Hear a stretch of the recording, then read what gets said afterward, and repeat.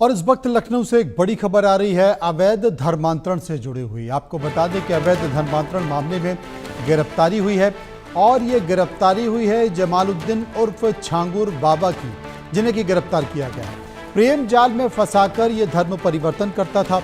बलरामपुर में 3 से 4 सालों से ये लगातार धर्म परिवर्तन करा रहा था। छांगुर बाबा के नाम से रह रहा था और कई सारी लड़कियों को छांगुर बाबा ने विदेश भेजा और विदेश में जाकर वहां पर उनका धर्म परिवर्तन कराया। आपको बता दें कि एक संगठन ने हाल ही में भोपाल में करीब 13 लोगों की घर वापसी की है, जिन्हें कि मुस्लिम बना दिया गया था। उन्होंने अपनी पीड़ा को बताया कि किस तरीके से वो अपनी परेशानी को लेकर जमालुद्दीन यानी कि छांगुर बाबा के पास गए और वहाँ पर छांगुर बाबा ने उन्हें कुछ हाथों में सौंप दिया। वहाँ से उनको विदेश ले जाया गया और विदेश ले जाकर फिर उनका धर्म परिवर्तन कराया गया। ये जो आप तस्वीर देख रहे हैं छांगुर बाबा की उर्फ जलालुद्दीन, जो कि धर्म परिवर्तन कराता था, कई सारे लोगों ने अपनी पीड़ा को दिखाया। कुछ दिनों पहले हम तमाम लोगों के चश्मदीदों के ज़रिए उनकी हमने कहानी को बयां किया। हमने उनको दिखाया कि किस तरीके से एक महिला ने बताया कि किस तरीके से उसके यूएई ले जाया गया, वहाँ पर जाकर उसे डराया गया, धमकाया गया, अश्लील वीडियो बनाए गए और उसे धर्म परिवर्तन का दबाव डाला गया। लेकिन कैसे भी करके वो छुपकर देश में आ गई और उसके बाद उसने पुलिस में कंप्लेंट की। छांगुर बाबा उर्फ जमालुद्दीन, जो अपने आप को हजरत जलालुद्दीन के रूप में, पीर बाबा के रूप में प्रोजेक्ट करता है, इसके द्वारा जनपद बलरामपुर के कस्बा उतरौला में एक कन्वर्जन के बड़े नेटवर्क चलाए जाने की बात प्रकाश में आई थी। इसकी जांच एसटीएफ द्वारा की गई और ये जानकारी हुई कि इस ग्रुप द्वारा इनके एजेंट्स प्रेम जाल में फंसाकर यंग लोगों का धर्मांतरण कराते हैं। इसके अलावा नाबालिग बच्चों का भी इस गैंग ने धर्मांतरण कराया।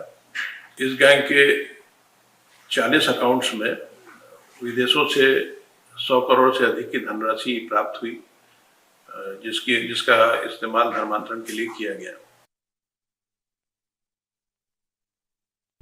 तो छांगुर बाबा, जिसे कि पीर बाबा भी कहा जाता है, ये लगातार धर्म परिवर्तन करा रहा था। छोटी छोटी बच्चियों के साथ भी कई गलत काम हुए हैं। छांगुर बाबा, ऐसा ही एक पीड़ित परिवार की कहानी बताई गई कि उस अपनी पारिवारिक परेशानी को लेकर वो छांगुर बाबा के पास गए। छांगुर बाबा ने उनकी बच्ची को किसी से मिलवाया।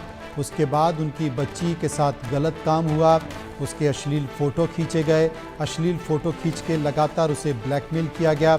जब उसके पिता ने कहा कि मेरी बच्ची के साथ आप क्यों कर रहे हैं, तो उन्होंने कहा कि मेरी बच्ची के आप फ़ोटो अपने फ़ोन से डिलीट कीजिए। तो उन्होंने कहा कि इससे जो छोटी बच्ची है उसकी अगर शादी मुझसे कराओगे मैं तभी करूँगा। गुस्से में आकर उस व्यक्ति ने रॉड से हमला कर दिया और वो मर गया और फिर पति पत्नी को जेल भेज दिया गया। लेकिन एक नाबालिग लड़की और उसकी छोटी बहन वो इस चंगुल में फंसी रही। बाद में ये पुलिस में मामला गया, लेकिन पुलिस भी कुछ नहीं कर रही है। अब जाकर पुलिस जागी है। छांगुर बाबा को लेकर ये पहली बार नहीं है, लंबे समय से शिकायत की जाती रही है। कुछ दिनों पहले एक हिंदू संगठन है, उसने 13 लोगों की घर वापसी कराई है। उन 13 लोगों ने एक एक कर अपनी जो आपबीती बताई, वो आपबीती सुनकर वाकई आप दंग रह जाएंगे। वर्षा शाही इस वक्त हमारे साथ जुड़ गई हैं। वर्षा, कुछ दिनों पहले एक हिंदू संगठन ने 13 लोगों की घर वापसी की और 13 लोगों ने जो कहानी सुनाई वह वाकई दिल दहलाने देने वाली ही, कि किस तरीके से छांगुर बाबा एक गिरोह बनाकर काम कर रहा था। वो देश में लोगों को फंसाता था, लड़कियों को, महिलाओं को फंसाकर विदेश भेजता था और वहां जाकर उनका धर्म परिवर्तन कराया जाता था। देखिए, बिल्कुल जिस तरीके से इस 13 लड़कियों की कहानी सामने आई और उसके बाद लगातार यूपी एटीएस भी लगी रही कि आखिर ये कौन है जिसने इस तरीके से पूरी तरीके से धर्मांतरण कराने की बात बताई। देखिए, क्योंकि जो टारगेट, सॉफ्ट टारगेट छांगुर बाबा का था, वो गरीब तबके की लड़कियां थी, जिनके घर में पैसा नहीं होता था, जिनके घर में किसी तरीके से दाल रोटी का इंतजाम किया जाता था। उन महिलाओं को ये टारगेट करता था, उनके धर्मांतरण की बात कही जाती थी, उनको धर्मांतरण कराता था। और लाखों रुपए ऑफर किए जाते हैं। देखिए, जब भी आप धर्मांतरण का मामला देखते होंगे तो उसमें साफ तरीके से देखा गया है कि धर्मांतरण के मामले में लाखों रुपए ऑफर किए जाते हैं, लाखों रुपए के साथ साथ घर देने की बात कही जाती है। और जब गरीब तबके का आदमी जो 10,000 रुपए भी कमाने के लिए मुश्किल हो जाती है, उस आदमी को लाखों रुपए दिए जाए तो जाहिर सी बात है धर्मांतरण करने के लिए वो आगे बढ़ेगा। लेकिन जिहादी सोच जिस तरीके से तैयारी कराई जाती है धर्मांतरण मामले में, आपने देखा होगा कि लगातार कई और भी ऐसे मामले सामने आए जिसमें धर्मांतरण करने के लिए लड़कियों को ले जाया गया, लेकिन लड़कियां जब वहां पर जाती हैं, समझ जाती हैं कि यहाँ क्या हो रहा है, तो वो किसी तरीके से भागने की कोशिश करती है। इस भी मामले में जो 13 लड़कियां सामने आई, उन्होंने जब अपनी कहानी बताई कि आखिर क्या क्या कराया जा रहा था, किस तरीके से पूरी तरीके से तैयार किया जा रहा था इन्हें, कि ये कहीं ना कहीं जो खुफिया एजेंसियां जो काम करती हैं पाकिस्तानी गिरोह की, वो उनके साथ कनेक्ट होकर मिलकर चीजें करें।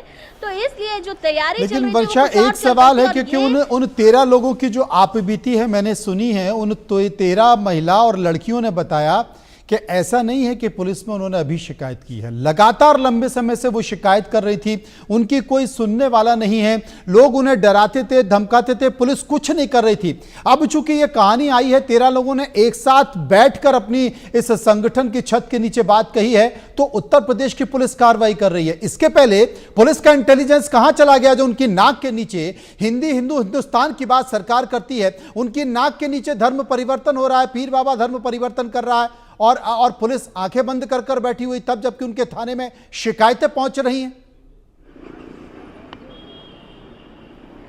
देखिए, जिस तरीके से ये मामला सामने आया है, इसमें एक चीज़ तो साफ देखी जा रही है कि लड़कियों ने जो बातें बताई हैं उसमें साफ तरीके से वो खुद कह रही हैं कि हमने काफ़ी कोशिश की कि हमें हमारे ये जो बात है वो आगे पहुंच सके। लेकिन उत्तर प्रदेश में आपने देखा होगा कि उत्तर प्रदेश में मुख्यमंत्री योगी आदित्यनाथ इस बात से बहुत ही सजग रखते हैं, यूपी पुलिस को काफ़ी सजग रखते हैं कि धर्मांतरण जैसा मुद्दा सामने नहीं आना चाहिए। लेकिन इस मुद्दे के सामने आने के बाद अफरा तफरी मच गई, क्योंकि 13 लड़कियों की बातें और 13 लड़कियों को लगातार धमकी दी जा रही थी कि आप ऊपर तक नहीं पहुंच सकते। कुछ मामलों में ये भी होता है जो इस मामले में रहा कि पुलिस जो नीचे की पुलिस होती है उनकी भी मिली भगत देखने को मिलती है, जिसको लेकर अब बड़ी जांच कमेटी बैठ रही है, पूरी तरीके से इसमें जांच भी की जा रही है कि आखिर कौन लोग थे, क्या मुद्दे चल रहे थे और किस तरीके से ये धर्मांतरण कराने की जो बात चली और किस तरीके से इनकी सुनवाई नहीं हो रही थी।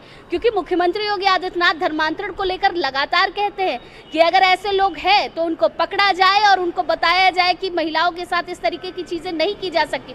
उत्तर प्रदेश में ऐसे मामले पहले बहुत आते थे, लेकिन जिस तरीके से अब इस मामले पर लगातार सख्ती दिखा रही है यूपी पुलिस, इसलिए लगातार लोगों की जो तफ्तीश जो पकड़ने की स्थिति है वो देखी जा रही है और यूपी एटीएस इस मामले में लगातार अभी जांच पड़ताल कर रही है।